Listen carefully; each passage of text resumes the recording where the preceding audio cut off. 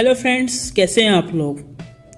मेरा नाम है प्रदीप करोलकर और आप देख रहे हैं आपका अपना चैनल माइनिंग जनरेशन। अगर आपने अभी तक चैनल को सब्सक्राइब नहीं किया है तो प्लीज़ चैनल को सब्सक्राइब करिए ताकि आगे आने वाले वीडियो का नोटिफिकेशन आपको जल्द से जल्द मिल सके।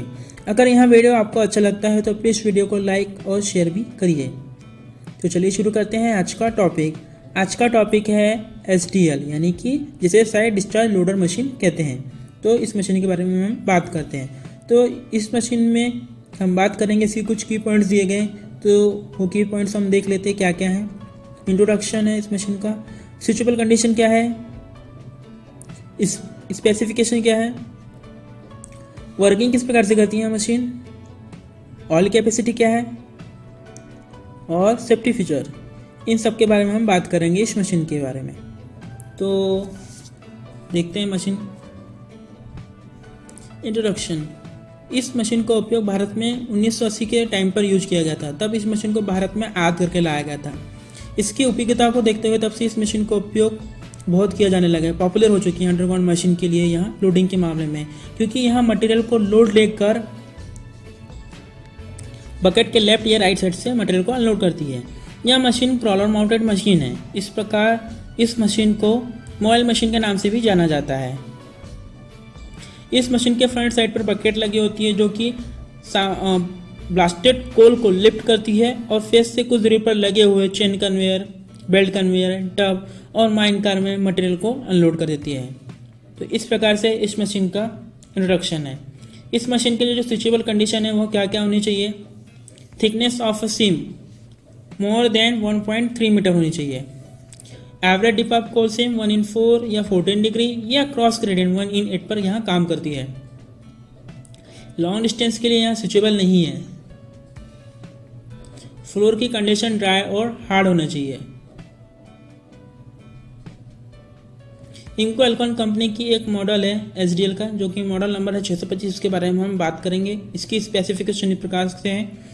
इसमें बकेट की कैपेसिटी है 1.1 क्यूबिक मीटर है। ब्रेकआउट फोर्स यानी कि बकेट की लिफ्टिंग कैपेसिटी और डिगिंग कैपेसिटी को शो करता है, जो कि ब्रेकआउट फोर्स कहलाता है। यहाँ 2722 किलोग्राम का होता है। ऑपरेटिंग वेट यानी कि व्हीकल वेट, ऑपरेटर वेट, इसके साथ लगे हुए इंस्ट्रूमेंट और ऑयल, इन सबको इनपुट करके जो वेट होता है वह ऑपरेटिंग वेट कहलाता है, जो 8900 किलोग्राम तक होता है। इलेक्ट्रिक मोटर की जो कैपेसिटी होगी इसमें वह 65 HP की होगी, जो कि 500 वोल्ट या 550 वोल्ट पर वर्क करती है। ग्राउंड प्रेशर यानी कि पर सेंटीमीटर स्क्वायर पर यहाँ 0.94 किलोग्राम का प्रेशर अप्लाई करती है। हाइड्रोलिक पंप, इस मशीन में 3 हाइड्रोलिक पंप लगे होते हैं जो कि गियर टाइप के होते हैं।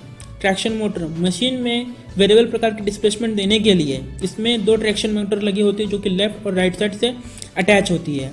कन्वेयर मोटर, इस मशीन में बकेट के अंदर कन्वेयर मोटर लगी होती है ताकि मटेरियल को एक सही मात्रा में गिरा सके, कंट्रोल गति से गिर सके ताकि मटेरियल बाहर ना गिरे, इसलिए इसमें कन्वेयर मोटर लगाया जाता है।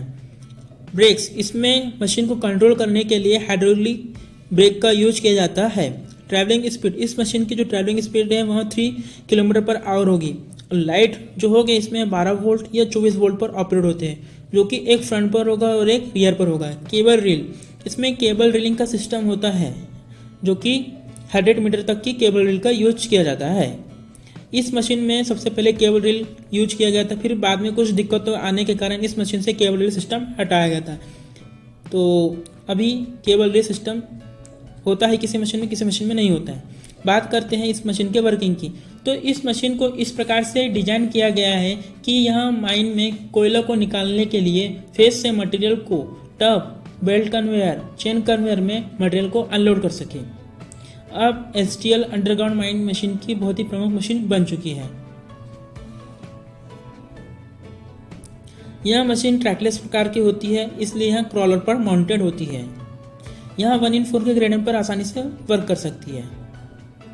इस मशीन के फ्रंट साइड पर बकेट लगी होती है जिसमें चेन लगी होती है जो कि मटेरियल को साइड से गिराता है। यह मजबूत होता है और कम प्रोडक्शन वाली जो जगह होती है वहाँ यूज किया जाता है।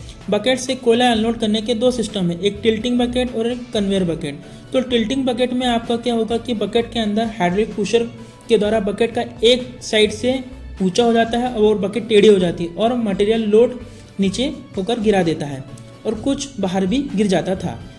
तो कन्वेयर बकेट में आपका बकेट के अंदर कन्वेयर सिस्टम लगा होता है जिससे मटेरियल कंट्रोल गति से बाहर निकलता है। यह तरीका अब ज़्यादा प्रचलित है। टिल्टिंग जो बकेट है ना, पतली सिम पे काम नहीं कर सकता था। इस मशीन में ट्रैक्शन मोटर का यूज किया जाता है जो कि वेरिएबल प्रकार का डिस्प्लेसमेंट यूज करता है, जो कि लेफ्ट और राइट साइड पर लगे होते हैं और चेन को मूवमेंट देते हैं। इस मशीन में 3 स्टेज हाइड्रोलिक पंप का यूज किया जाता है, जो कि 2 पोर्ट आपके ट्रैक्शन मोटर के ड्राइव कराने के लिए होते हैं और जो तीसरा पोर्ट है आपका सर्विस का काम करता है, जैसे लिफ्टिंग हो गया बकेट के लिए और स्टीयरिंग हो गया, ब्रेक्स हो गए। ये सभी जो सिस्टम है आपका हाइड्रोलिकली वर्क करते हैं। इस मशीन की जो व्हीकल की स्पीड होगी वह मैकेनिकली कंट्रोल की जाती है और इस मशीन में जो ट्रांसमिशन जो कंट्रोल है वह हाइड्रोस्टैटिक ड्राइव के द्वारा किया जाता है। हाइड्रोस्टैटिक ट्रांसमिशन में एक मोटर को वेरिएबल डिस्प्लेसमेंट देने के लिए पंप को एक हाइड्रो मोटर से जोड़ा जाता है और एक और हाइड्रो मोटर गियर बॉक्स के माध्यम से जुड़ा होता है। इंडिया में बहुत सी कंपनियां एसडीएल का मैन्युफैक्चर कर रही है। एसडीएल की जो मॉडल है बकेट कैपेसिटी के आधार पर डिपेंड करते हैं, जो कि 0.8 क्यूबिक मीटर, 1 क्यूबिक मीटर और 1.5 क्यूबिक मीटर के होते हैं। एसडीएल की जो हाइट है 625 मॉडल की वहाँ 1850 सेंटीमीटर से 2150 सेंटीमीटर तक की होती है। 2150 सेंटीमीटर कैनोपी तक की हाइट है बकेट मशीन की। एसडीएल की जो विड्थ है वहाँ 1800 सेंटीमीटर होती है बकेट के फ्रंट साइड से। जो बकेट लिफ्टिंग हाइट होगी इस मशीन का वह होगा 2826 सेंटीमीटर इसका हाइट होगा बकेट की।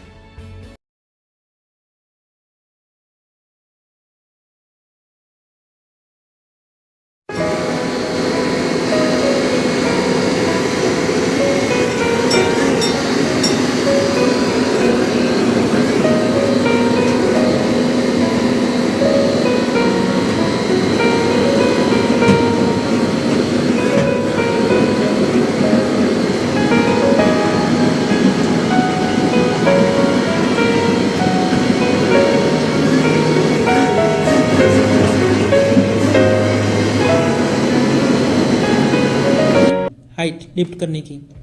इसमें जो हाइड्रोलिक पंप लगे होते हैं जिसकी सहायता से मशीन की लिफ्टिंग हो गया, डंपिंग हो गया, स्टीयरिंग हो कंट्रोल करना हो गया और रीलिंग अनरीलिंग केबल को करना, ये सभी हाइड्रोलिक पंप के थ्रू ही यूज किया जाता है।